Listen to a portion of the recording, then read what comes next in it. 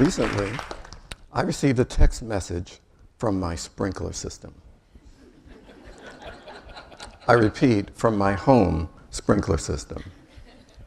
Apparently, it had been in communication with the National Oceanographic and Atmospheric Administration with regard to the weather forecast for an area around my home. This got me to thinking about artificial intelligence. For most of us, or many of us, the idea behind artificial intelligence was suggested to us by the 1968 film 2001: A Space Odyssey. One of the characters was called Hal, and he was a super intelligent computer who was also in charge of the entire spacecraft, so everything was connected to him. So he was interacting with the crew through natural language processing. In 1968, we didn't have the technology to build anything that could do that, but the pieces are beginning to fall into place. Artificial intelligence can be defined as behavior from a machine, which from a human being would require intelligence. So what we're looking at is the process of training machines to behave in ways that appear intelligent to us. So there are three kinds of artificial intelligence we can talk about. The first is narrow intelligence, which is what we see now. Self-driving cars, or the Siri interface on the iPhone.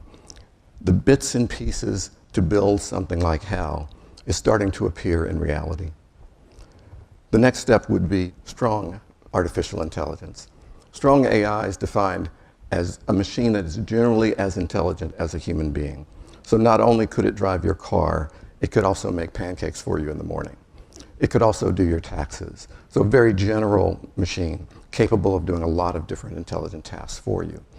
And lastly, there's super strong AI. Under super strong AI, we begin to see machines that are improving themselves, that are redesigning their hardware and software, and are beginning to present to you solutions to problems that you have never brought to the machine. So one of the things that occurred to me is that AI is no longer in the future. It's here. Much of the infrastructure that we need to build AI machines is starting to appear in our commercial applications, but specifically the internet. The internet is a global communications network that forms the fabric that underlies tying all of these machines together. The internet was designed by the Defense Department to be very robust, so that you could attack bits and pieces of the internet, but you could never turn it off. The other side of that is the internet doesn't have an off switch. Now, if you watch as many science fiction movies as I do, you have reason for concern when you start creating intelligent machines that do not have an off switch. The latest thing that we've seen is the smartphone. This is a machine that didn't exist a few years ago, but now there are more than 1 billion people who are becoming dependent on their iPhone or their smartphone. Some people are never more than 4 feet away from their phone all day. So I'm thinking about what are the impacts of this? If we think about the economic impacts, they are worthy of thought and contemplation. If we think about the transportation industry, there are over 3 million people who work in the transportation industry in the United States alone. In less than 10 years, the insurance companies are going to realize that it is cheaper to insure a self-driving car than to insure a car that's driven by a human being. If we look further, we think not only is it going to be the blue-collar world, it's also going to impact the white-collar world. IBM already has a machine called Watson, whose job is to read papers on cancer research. So it's looking at research papers globally in all sorts of different languages, and it's used as a consultant. So a doctor will type in the presentation of a patient's symptoms, and it will consult with them on the proper diagnosis and possible treatment plans. So Watson can give your doctor advice based on a paper published yesterday in Italian. No human being will ever be able to keep up with that type of system. And right now, that's still defined as a narrow artificially intelligent system. So going from medical, it's even going to hit the creative arena. We already have software that writes music that you've heard. If you listen to commercials and you listen to documentaries, very often some of that music has been written by machines. Recently, someone completed a motion picture and they decided to use an artificially intelligent machine to make the trailer for the movie. So they showed the machine 100 trailers from other movies, and then they showed the machine the entire motion picture, and it created the trailer that's currently running on TV and on the internet to advertise a movie called Morgan. So all aspects of our economy are going to be impacted. One of my concerns is that these systems do not fail gracefully. If we look at training versus coding. The old days, you got in front of your machine and you typed in and you told the computer exactly what to do. Today, you train your machine, meaning if you want to teach a machine to make pancakes, you let it watch 100 people make pancakes and it will figure out how to do that. The problem with training is that you're never quite sure what you've trained the machine to do.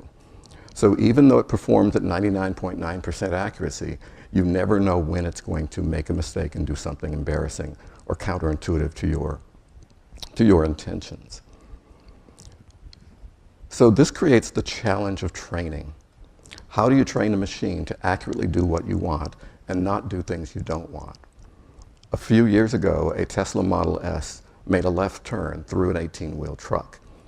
Sadly, there was a fatality involved.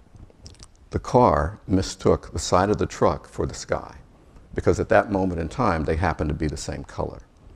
So the problem I'm calling attention to is the fact that it's hard for an engineer to sit in his or her office and imagine all possible situations that would be clear to a human being, but very confusing to an artificial intelligence. So what can happen beyond that? We're thinking about a situation we called the singularity.